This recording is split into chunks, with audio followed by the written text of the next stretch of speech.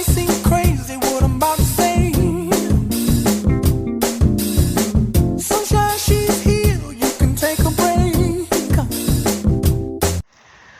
Fala galera do canal, tudo bem com vocês? Dando continuidade nos nossos vídeos de história, nós vamos falar hoje sobre cidade-estado, tá? Conceito que nasceu na Grécia Antiga porque nós tínhamos cidades-estado dentro da estrutura da Grécia Antiga. Quem são as cidades-estado, né? São cidades que fazem parte de um país, né? Por exemplo, Atenas, Esparta, Troia e Tebas, que são da Grécia Antiga, elas faziam parte da Grécia, tá? Mas dentro da estrutura da Grécia, elas eram cidade-estado, que são cidades que têm autonomia, certo?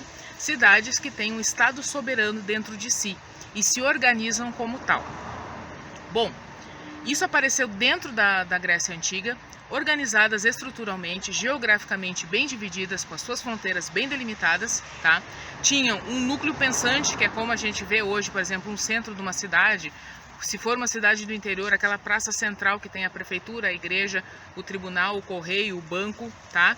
É aquele lugar, né, que é o centro pensante. Então a cidade também tinha o seu centro pensante, tá? Independente, tá? Que tipo de independência eles tinham, tá? Centro político, centro cultural, centro econômico, centro religioso, tinham o seu idioma interno, tinham a sua língua, né? O seu jeito de falar, o seu jeito de viver, sua própria cultura, sua própria estrutura, tá? Essas cidades-estado, elas tinham tamanha autonomia e tamanha maturidade para poder se organizar. Tanto que se a gente for olhar para a história da Grécia, e vocês vão lembrar sempre primeiro de Atenas e Esparta, porque Atenas é um centro cultural e Esparta é um centro de guerra, tá? Atenas, ela desenvolve dentro da sua cidade-estado essa estrutura de cultura, tá?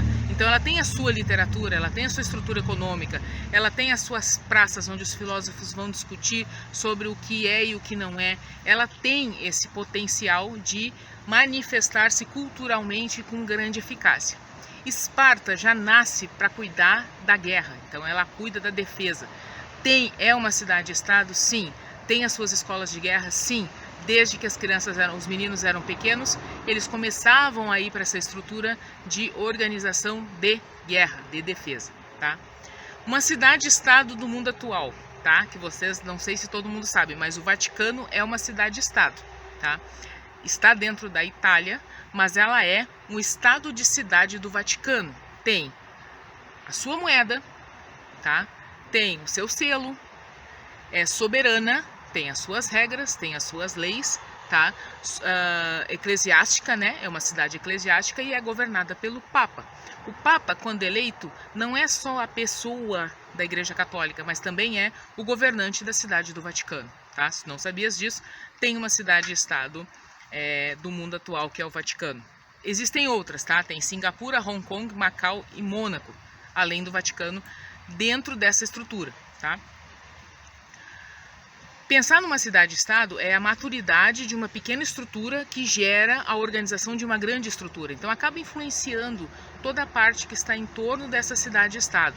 Isso nos ajudou, dentro da história do Brasil, a organizar o que antes era capitanias hereditárias para depois províncias e para depois estados, tá? O Brasil, ele se organizou num primeiro momento com as capitanias hereditárias, num segundo momento com as províncias, tá? E depois passou para estado, que são esses estados, que são os estados de direito, soberanos, que tem o seu governante, que tem os seus municípios, que tem os seus governantes, seus vereadores, seus deputados, tá? E dentro dessa estrutura eles colaboram para a nação maior, mas eles são cidades de soberania, cidades de autonomia, são estados, tá? O estado com letra maiúscula é o estado que tem a sua soberania de governo, essa é a diferença, tá? Então, ter uma cidade-estado na Grécia nos fez ter os estados brasileiros hoje, falando da história do Brasil, tá? Ou de outras divisões de países em outras partes do mundo que também trabalham com a divisão de estados, certo?